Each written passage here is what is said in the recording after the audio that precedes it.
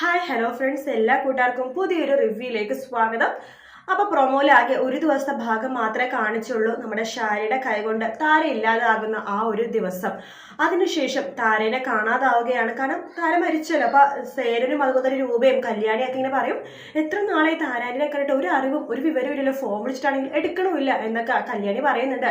സേനനും പറയുന്നുണ്ട്, അതെ അതെ ഞാനും ട്രൈ ചെയ്യുന്നു, അവളിപ്പോ വീട്ടിലില്ല, എന്ത് പറ്റി ഒന്നും അറിയില്ലല്ലോ. അവൾക്ക് എന്തിനും പറ്റിയെങ്കിലേ അതിന്റെ പുറകിൽ അയാളായിരിക്കും, ആ ബഗാസുരൻ, എന്റെ ചേട്ടൻ എന്ന് പറഞ്ഞ ബഗാസുരൻ, അയാളിനി എന്തിനു ചെയ്തിട്ടുണ്ടാകോ എന്ന് ചോദിക്കുമ്പോൾ കല്യാണി പറയുന്നുണ്ട്, ഇപ്പൊ സത്യങ്ങൾ അയാൾക്ക് മാത്രമല്ലല്ലോ, ഷാരിക്കും അറിയാലോ, ഇനി അവൾ എന്തെങ്കിലും ചെയ്തിട്ടുണ്ടാകോ എന്ന് ചോദിക്കുമ്പോഴാണ് രൂപക്കും സേനനെയൊക്കെ സംശയം തോന്നുന്നത്.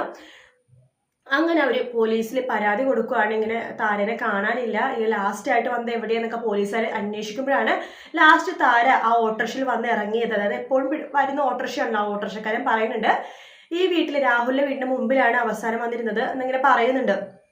അപ്പൊ അങ്ങനെ രാഹുലിന്റെ അടുത്തേക്ക് അന്വേഷണം തുടങ്ങുമ്പോൾ അവിടെയൊന്നും ഒരു തുമ്പും പിടിയും പോലീസുകാർക്ക് കിട്ടുന്നില്ല. അതിനുശേഷമാണ് രൂപയായിട്ട് തന്നെ ആ ഒരു തെളിവ് കൊടുക്കുന്നത്. അവിടെ ഉണ്ടായിരുന്ന ഒളിക്യാമറ കാര്യങ്ങൾ കാണിച്ചു കൊടുക്കുകയാണ്.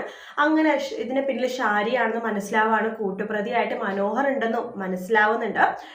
ശേഷം താരയുടെ ഡെഡ് ബോഡിയെ കണ്ടുപിടിക്കുക കേട്ടോ. എന്തായാലും താര മരിച്ചത് വലിയൊരു അടി തന്നെയാണ്. രാഹുലിന് വല്ലാത്ത സന്തോഷം തോന്നിയിട്ടുണ്ടാകാതിരിക്കാം. കാരണം വെച്ചാൽ താര മരിച്ചു, ഇനി സരയുവിനെ അന്വേഷിച്ച് ആരും വരാൻ പോകുന്നില്ല.